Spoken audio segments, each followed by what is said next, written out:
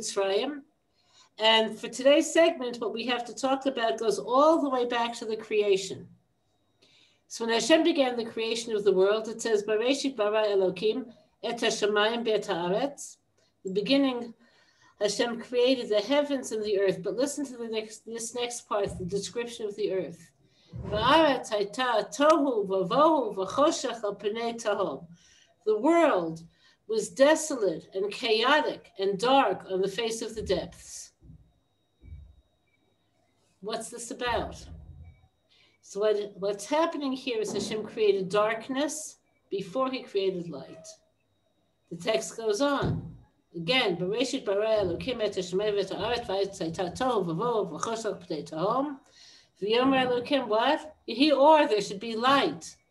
But first there was darkness before there was light. So the question is, what kind of darkness are we talking about, and why was there darkness? So when people sometimes go through what they go through in life, dark times, they'll think it's because we've created darkness, and we indeed do create darkness. But here there were no people. It's an inherent part of reality. What's happening? So if you go on to the highest possible dimension of reality, Hashem is only light, only goodness, only love. But he wanted to create a world in which we could become like him. And the act of becoming something requires doing something and making choices. So I want to give you a simple example of that. Suppose I read a book about murder. I remember when I was growing up, there was a book called In Cold Blood by Truman Capote that was about, puts you in the headset of a murderer. And by the time you finish, you understand a murderer completely. But you're not a murderer. The fact that you understand murder doesn't make you a murderer. The fact that you could talk about murder doesn't make you a murderer. The only way you could be a murderer is if you actually commit a murder. I'm turning off my phone. I'm sorry. If it was you, I'd be annoyed, but no, it's okay. So, very accepting here. So what Hashem did was he created darkness in order to make it possible for light to be discovered. So if you ask yourself, what am I in the world for? What are people in the world for? There's always one thing, even though it divides up in a million different ways. The one thing every single person is in the world for is to bring light to dark places. Okay, so there are 4 different descriptions of the darkness. These 4 different descriptions parallel 4 exiles, which, as you know, were Babylon, Persia, Greece, and Rome. What about Egypt? So Egypt is the general word that describes all of it. The word Egypt is related to the word tsar. Mitzrayim, even though it's an Arabic word, its Hebrew root would be tsar, Mitzrayim, the place of narrowness. So what all forms of exile do is to take the part of you that wants to be expansive and good and expressed and developed and force it through a narrow place. So you could say, even here, I'll make those choices. So Mitzrayim is to exile what light is to everything that's positive. Okay, time goes on. You have the creation of humans. Okay, who b'tselem Elokim in Hashem's image, meaning we have the light inside of us. So in Tomer Devorah, which is such an important sefer in the second part, he talks about how if you want to do this task, bringing light to dark places, you have to have the light in your mind. You have to have the thoughts that bring light. You have to learn how to interpret things in a way in which there's light. You have to use your eyes to see positivity, hear positivity, speak positivity. Even with your nostrils, a person breathes hard when they're angry, charon af. They should learn how to, and even there, out of my love of Hashem, I'll find positivity. So you can't make a choice unless there's another option. Okay, so the other option is doubt. So at the beginning, the place of doubt was the snake in the Garden of Eden, the nachash. If you take the word nachash and turn it into a verb, you get the nachesh, which means to doubt, to question or to guess. Maybe, but then you get what? Maybe not. Okay. Then, after the sin, the doubts became part of us. Sometimes they attack us from the outside, sometimes they remain in the inside. And there's no person who could totally rid themselves of it except through hard work.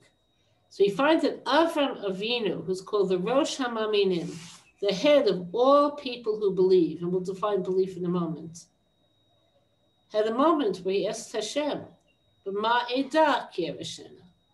How do I know my children will inherit the land? How could he ask such a question? Hashem says, this is what will happen. And he says, how do I know? So the place for doubt here was this, that we don't know the future.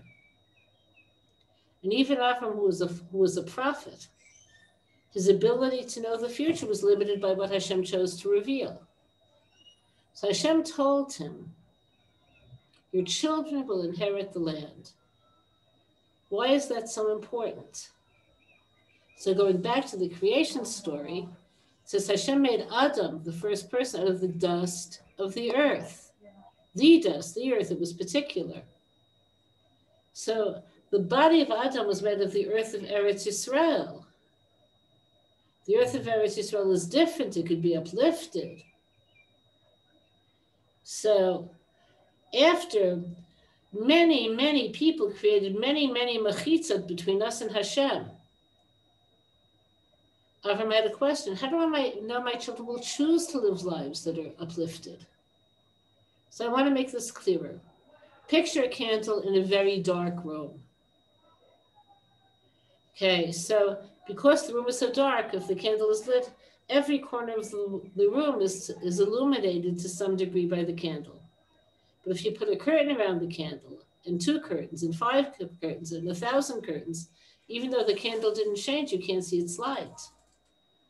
So Avram was asking, how do I know my children are going to choose to see light? We're in a world in which there's darkness and chaos and emptiness. Yeah, how do I know my children are going to choose this? Does anybody here know what their great-grandchildren will be like? Didn't we fool our parents? So Avram was concerned. This is a real concern. So Hashem's answer, if I got an answer like this from Hashem, that wouldn't alleviate my concern. Hashem's saying, don't worry. And what do you want to hear? Everything's going to be fine. Everything's going to be good. That's not what Hashem said. He said, Yodoa Teda. Know now and you'll know in the future. Your children will be strangers. Beresolahem, a land that's not theirs. Vivdu, and they'll be in servitude. Ve'unuotam, and they'll afflict them. Arba ma'ot shana, for 400 years.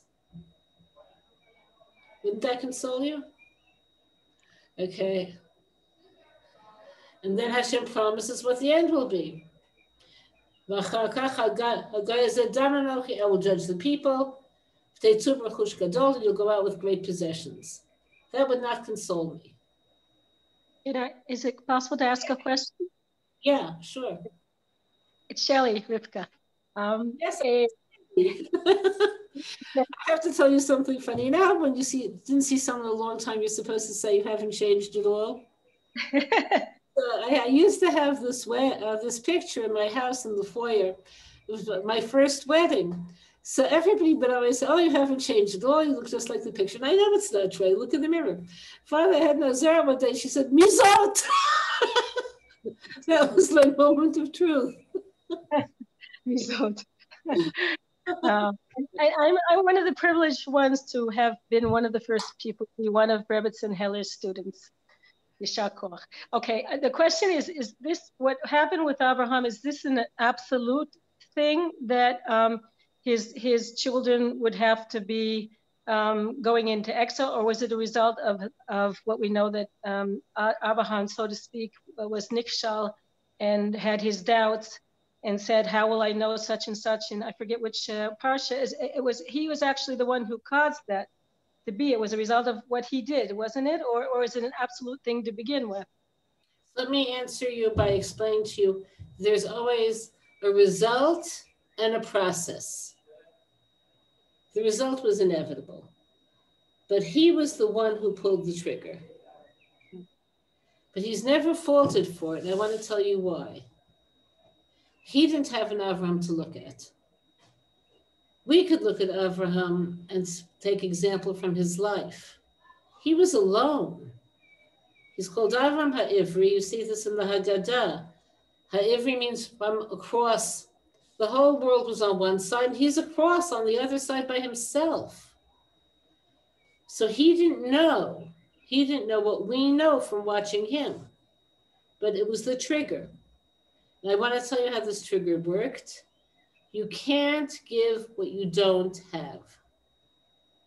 You can only be held accountable if you want to hold back. He didn't want to hold back. He wants to give everything he had. But he didn't have the prophetic insight that we gained through him. Rebbetzin Heller? Yeah. So I've heard this. Hi. I've heard this before, but he didn't know from, wasn't Adam Rishon like a very big tzaddik? I always hear that Avram Avinu had no one to learn from, but he didn't have Adam to learn from? So let me go back because you're asking a good question. Okay, Adam was created knowing. So many things, knowing Hashem, certainly he was a prophet, Hashem spoke to him. He had absolute vekas in Hashem. He had language, which is also, I don't know if this interests you, but the linguists don't have a real solution to how humans developed language because we speak through imitation. So whatever, he had language, he had thought. So he passed this on to his third son, Shet. Okay, Shet passed it on. There's a whole mahalach of tradition. I'm not going to take you through each Chanoch, whichever you have it, the Tushelach. However, through each passage, things became more and more vague. So already Adam's grandson, whose name was Enosh, we use it in modern Hebrew, Enosh is critical. Enosh made a terrible mistake. Here was his mistake. He certainly knew the world had a creator. That's not even, of course, he knew that from Adam. But he saw that the gap between Hashem's unknowable infinity and making steak for dinner was very great. So I want to make this clearer because his mistake is understandable in some ways. When your kids were young, did you have a globe in the house ever? Once upon a time, yes. So I remember showing the kids the globe. You see here are all the different countries. They want to say, where's us? And on the globe, you could barely see Israel. It's like a dot. Sometimes it's just a word. And then you say, but where's me? And like I said, you can't see you on the globe. So here Hashem is the master of the cosmos.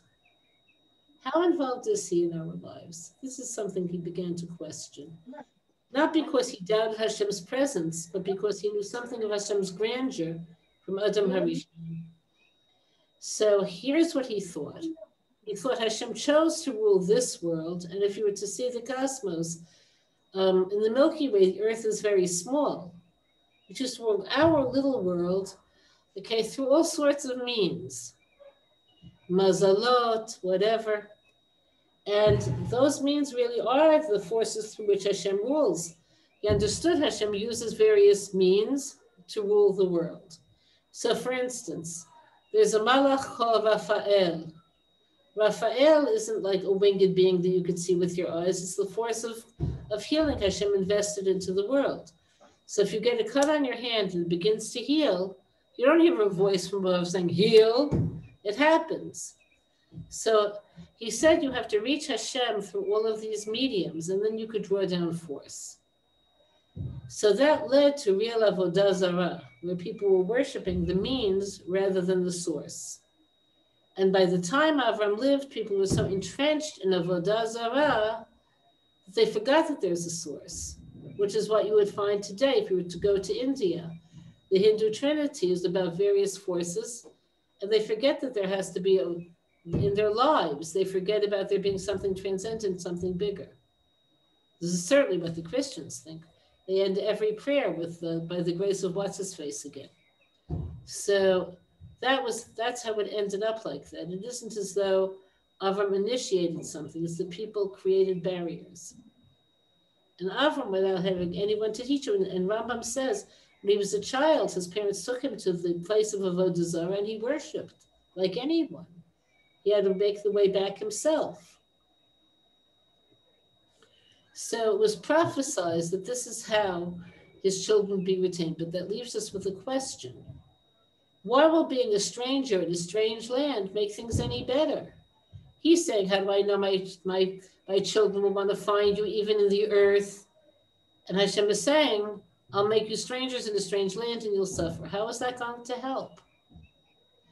So there are two things that help in Golus Mitzrayim.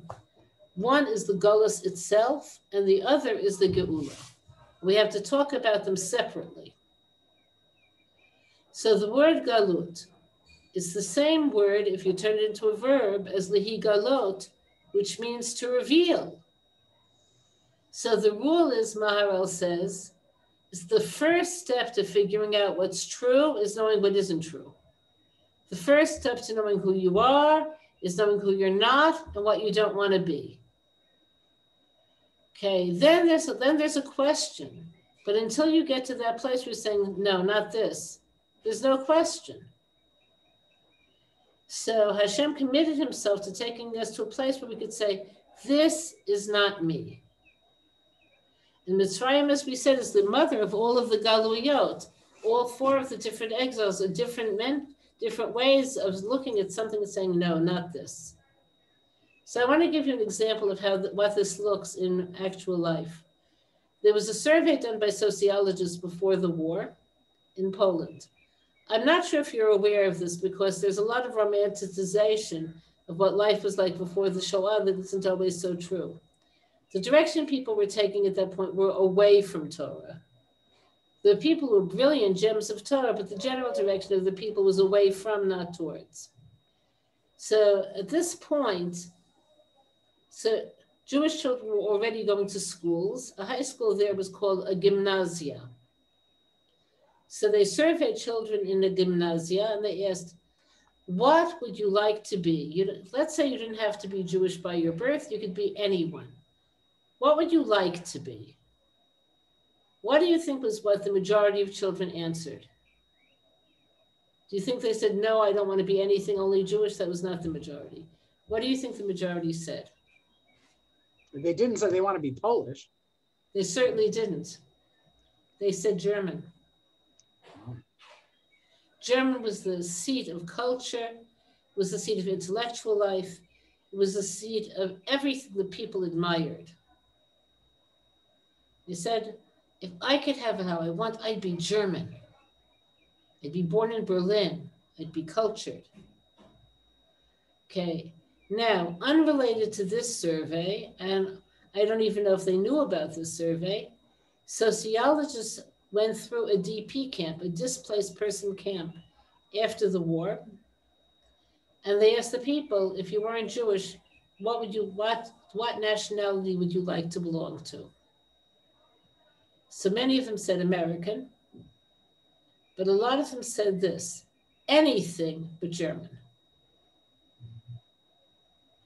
So it took that kind of suffering in our face with our bodies to discover who we don't want to be.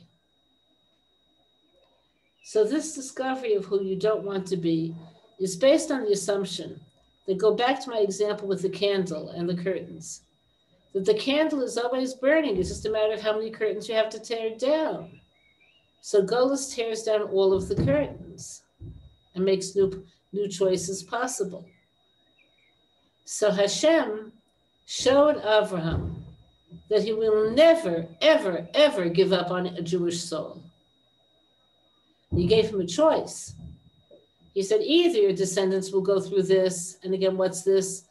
Enslavement, estrangement, suffering, or they could live easy lives here, and I'll strip away all of the curtains from them in Gehenna. And Avram said, no, just not Gehenna, not that. Okay, so that was the function of the exile. It's the function of all exiles. The function of Galut is Lihi Galot. And this is the function of everything that we encounter in life that's difficult and painful.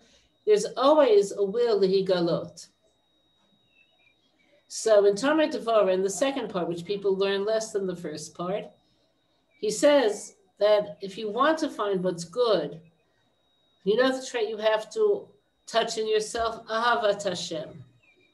When you get up in the morning, you say, I love Hashem. I love the fact that he gave me life. I love the blueness of the sky, the whiteness of the clouds. I love Hashem.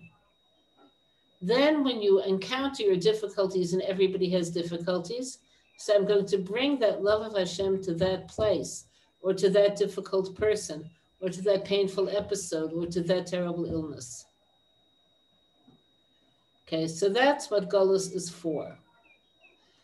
But the Golus didn't yet begin. How did the Golus begin, and why did it take so long? So in order for the Jews to be able to withstand Golus, to be able to discover who they are, more development had to take place. So the next link in the chain was the birth of Yitzchak. Okay, so the 400 years begins from Yitzchak's birth. They were only in Egypt actually for 210 years. So the other 190 years were the years from when Yitzchak was born. So the question, why? What does Yitzchak's birth have to do with anything? So Yitzchak's birth came after many, many years of Avram and Sarah longing for a child. Then he was born by miracle. Now, what would you name this child if it was you? Let's say you were married many years, you had no child, and finally a child is born. What would you name the child? Nisim. Nisim. That's a good, okay, I could see that easily. It's a perfect name. I wouldn't have thought of Yitzchak, would you?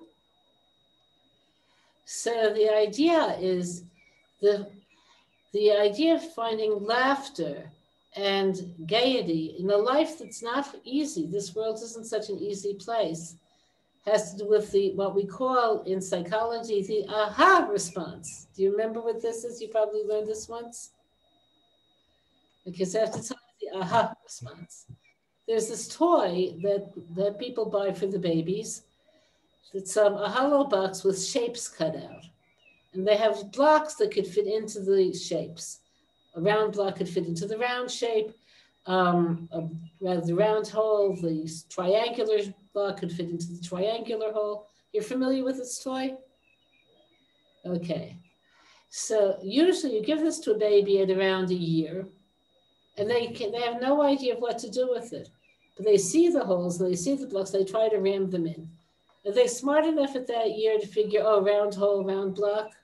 No.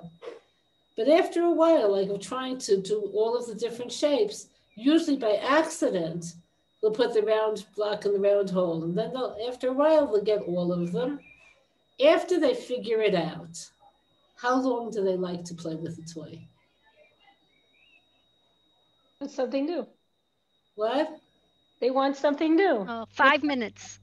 It's not 5 minutes, maybe a week, 2 weeks. They like trying it again and again to see if it still works. But it's not going to last much longer. Why? Because the delight is what the psychologists call the aha response. Got it. I got it. Yes. Okay. And once you got it, the delight is over to some degree. Could you see where this is so? So Yitzchak is looking at life in a constant state of the aha response. Yes, this is delightful. This could be a challenge. This could get me where I want to go. Great. This is exactly how I want it. Okay, I know someone who I'm close to. As you get older, there are all of the ravages of old age that some of you are familiar with. And sometimes when you're not old, there are various unexpected and unplanned for and unwanted physical impediments. Is that true? You've noticed? So this particular person, I've noticed whenever there's a new thing with vision or with stiffness or with pain or with disintegration of a specific illness the person has, the response is, you ready? Accepted. Got this? The same way a chayal in the army, if the commanding officer says, who's ready for a dangerous assignment? They usually don't force people into what they know is dangerous. Okay, everybody has to step back, and the few people who want the assignment step forward. So I know somebody who steps forward.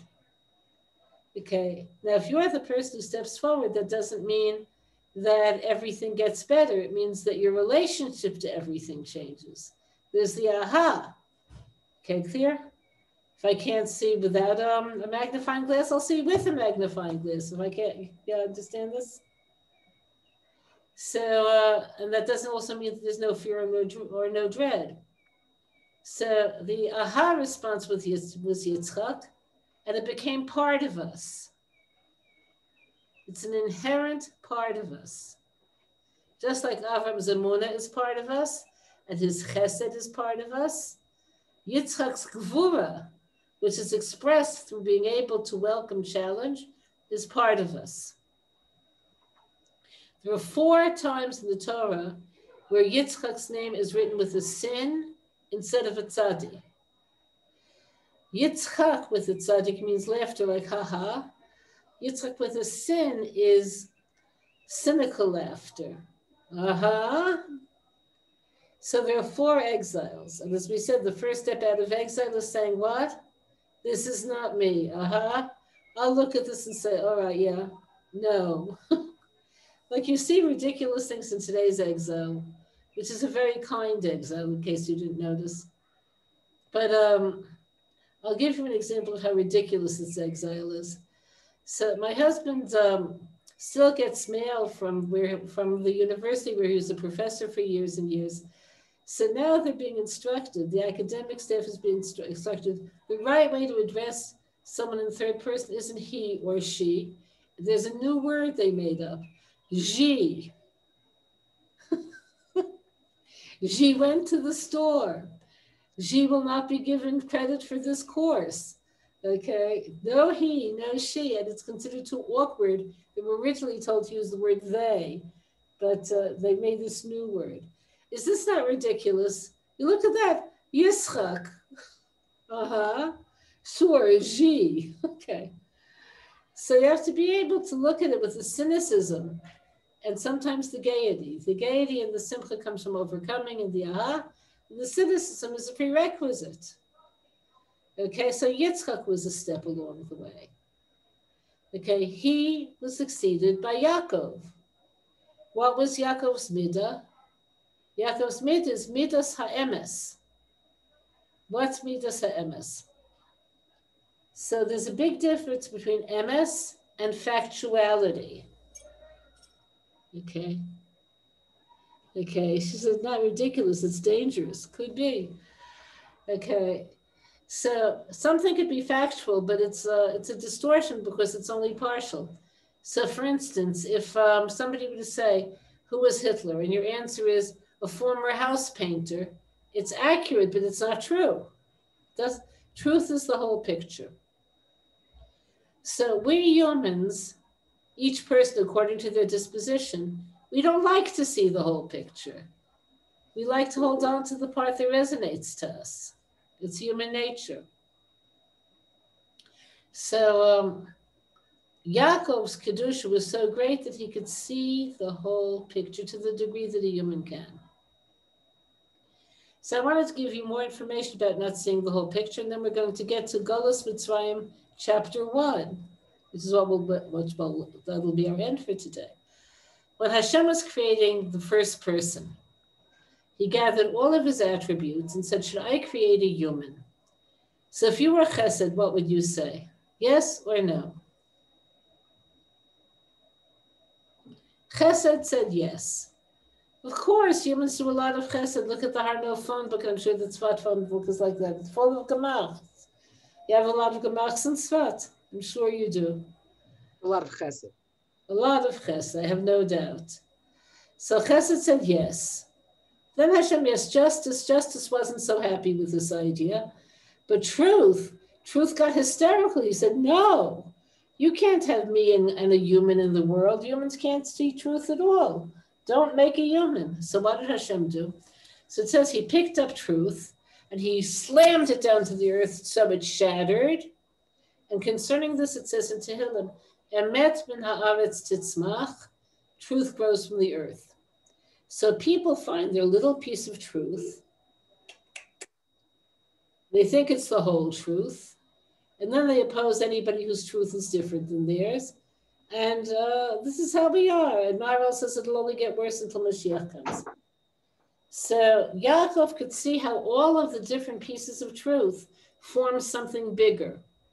So he could look at any facet of reality and see Hashem there. So this was a step beyond Avraham, who primarily saw Hashem in goodness. And Emunah flows from seeing Hashem's goodness. Or from Yitzchak, who was a chayel, who was a soldier, who saw Hashem through presenting him with challenges. Yaakov could see the goodnesses and the challenges simultaneously, and that's what truth is. And that's what we had to have to go down to Mitzrayim. So this is why, when Hashem arranged reality so Yaakov would be forced into going down to Mitzrayim, what did Hashem tell Yaakov at those moments? Remember, Hashem promised land to Avraham. And Yitzchak, when he thought of going down because of a famine, was told by Hashem, don't go down. And now Yaakov, because of the famine, has to go down. What did Hashem tell him? Al tira, don't be afraid. Now, why shouldn't he be afraid? He knows that Avraham was told what? Your children are going to be enslaved and suffer for 400 years. That's worse than missing the bus. What do you mean? Why shouldn't he be afraid? So because he was a man of truth, he could see where this is exactly what we had to experience in order to move on to the next step. So now Yaakov and all of the tribes are in Mitzrayim. So taking this one step further, and then what happened? Things were fine at the beginning. Things were better than good.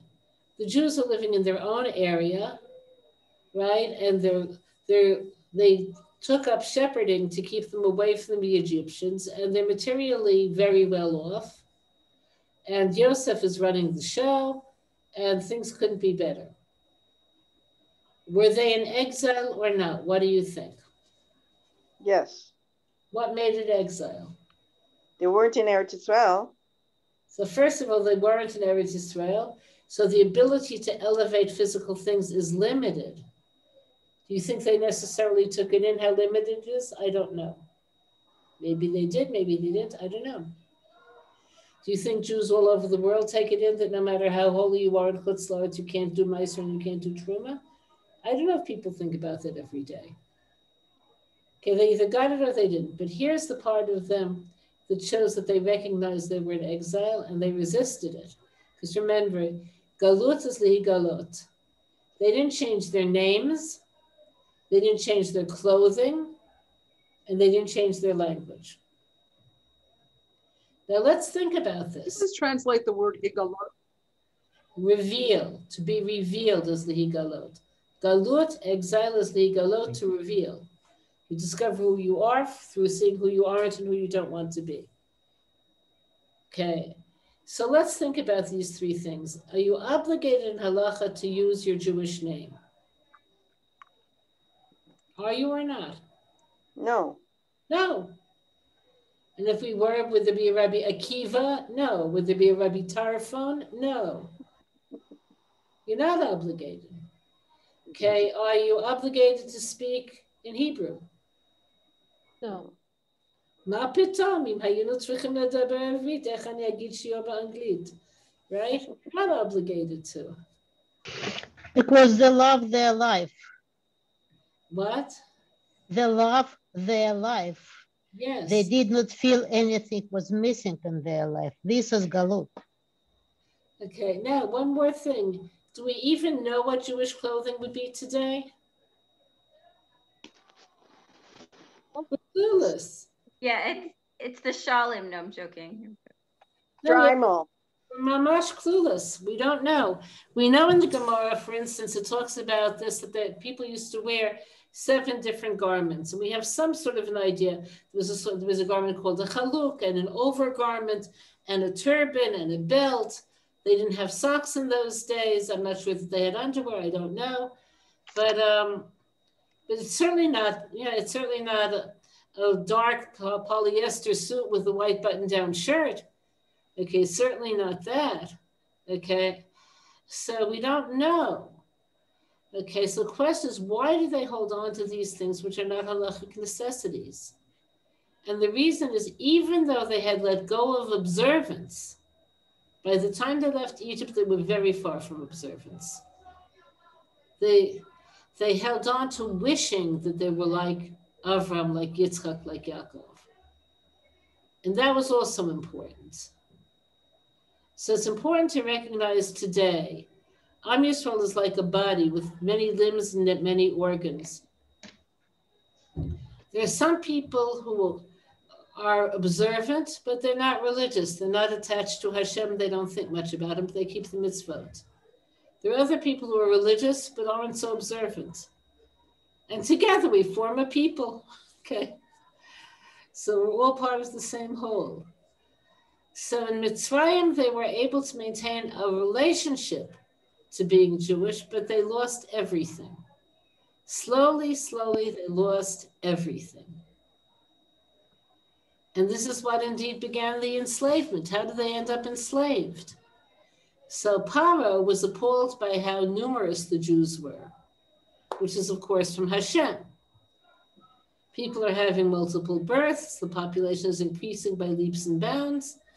So he called a meeting between himself and his advisors.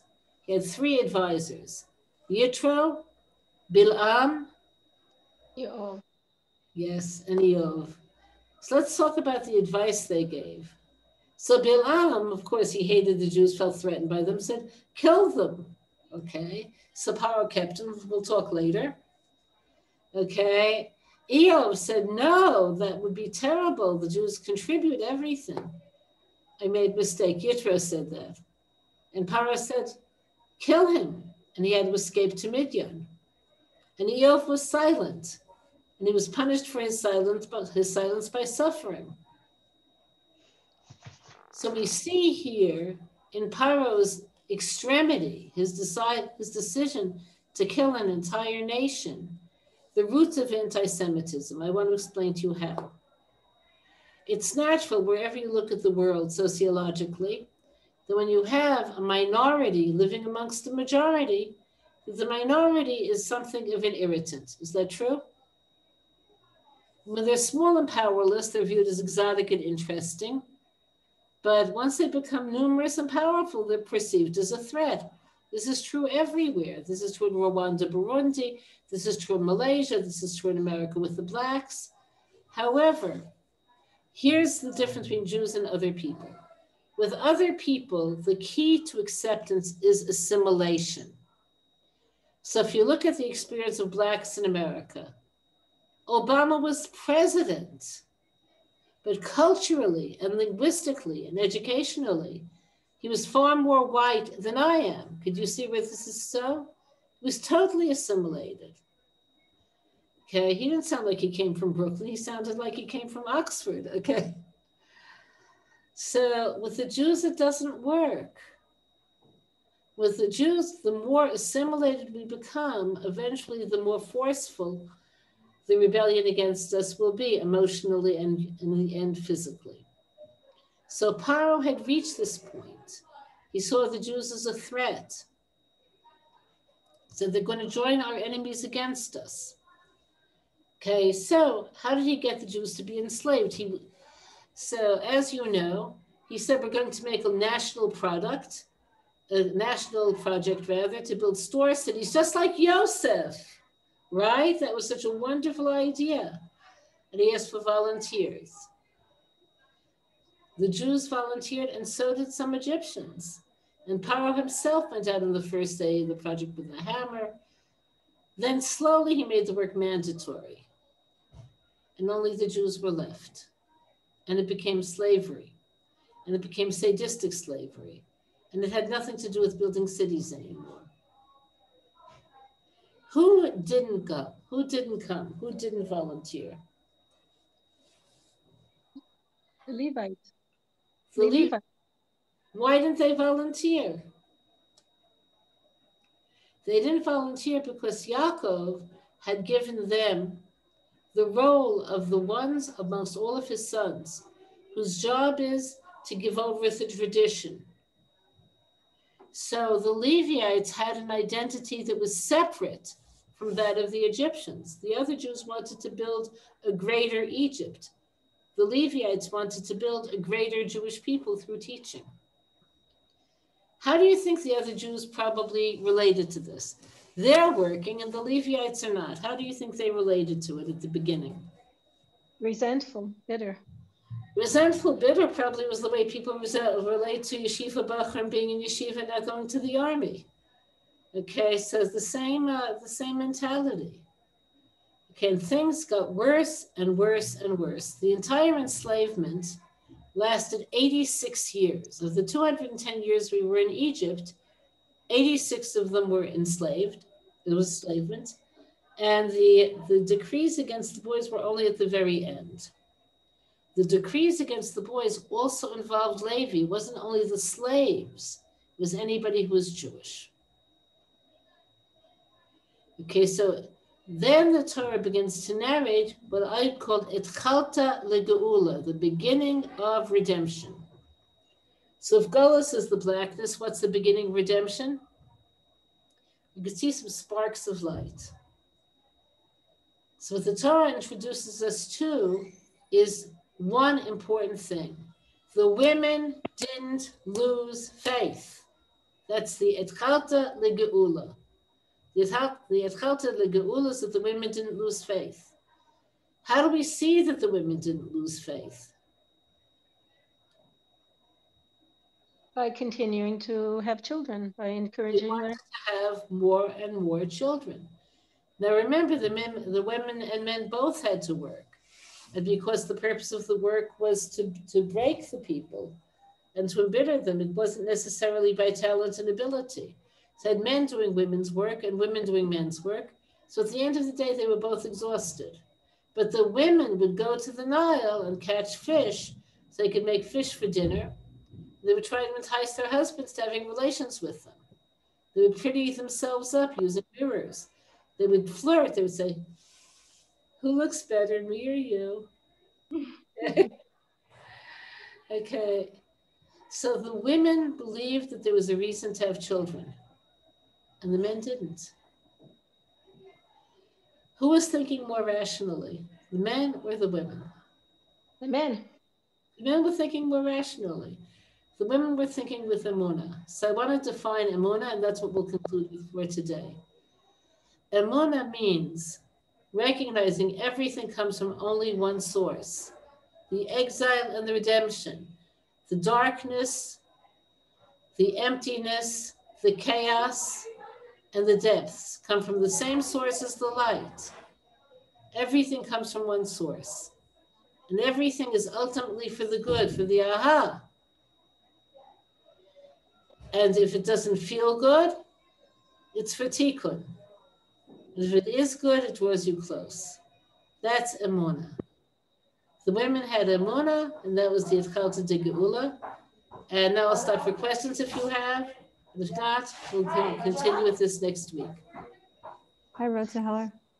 Hi. Are you in Tzfat nowadays? No, move to Yerushalayim. Can I ask a question? Yerushalayim. That's what I'm surprised to see you here in Tzfat. Oh, well, it's the best thing going, the Bas Medrash. Great.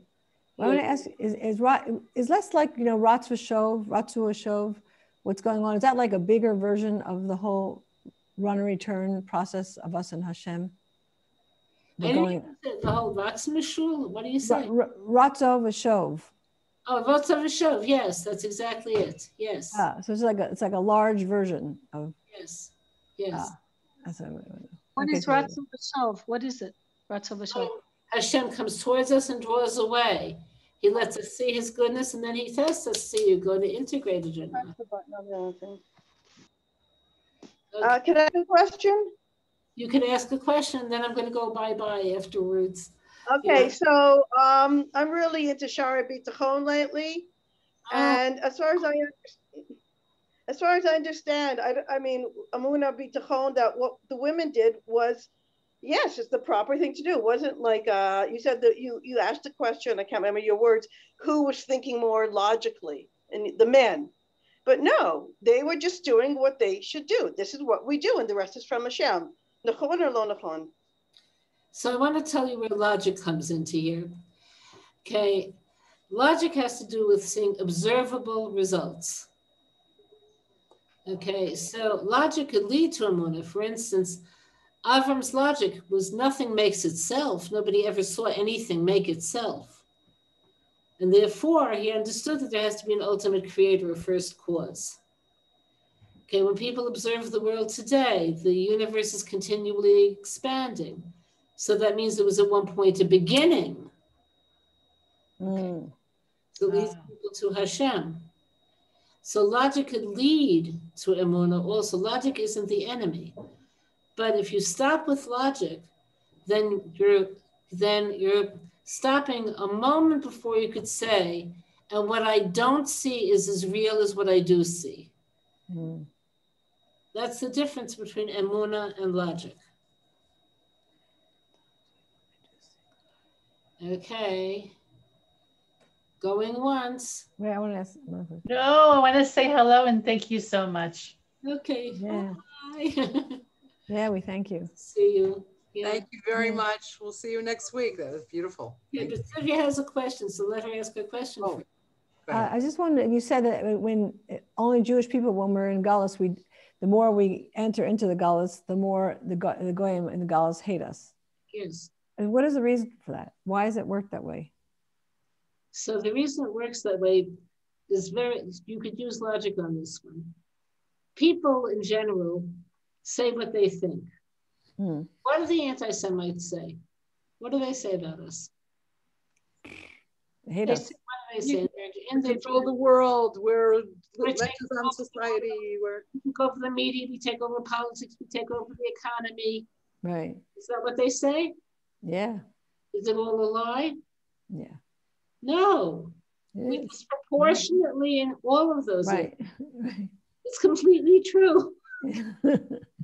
So if they hate us, we take our gifts, brilliance and our energy, and we use it for their world instead of our world.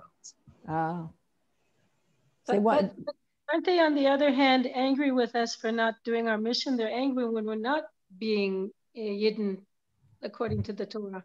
They know the truth. A lot of them know the truth and are, no, you're supposed to be doing what you're supposed to be doing. Yeah, but I'm saying when they think we're taking over their role, they get very, very angry.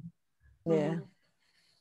But there has to be some piece of, like, how do you explain, non-Jews who hate Jews, and there aren't any Jews there? They don't come into contact with them. Like how is it that, Chinese or Japanese hate Jews? Like where, how? I would think, I don't know, but I would think that it comes from hearing from other people about what Jews are. You might recall there was Senator Inouye. Do you remember him? Yeah, he was a great friend. Yeah. He was a great friend. How did that happen? He was from Hawaii and he had never met a Jew initially, never saw a Jew. But he read things, Jews are selfish and Jews are clannish and Jews don't like anybody and Jews are, the worst. Then he had a grievous injury in World War II. He lost his arm. He was in the hospital for many months. They were trying to save it. And a lot of the doctors were Jewish, surprise, surprise. And discovered they were human and they were kind and they were good. And he began to question, why do people say that they're what they're not? And he began to read up on it.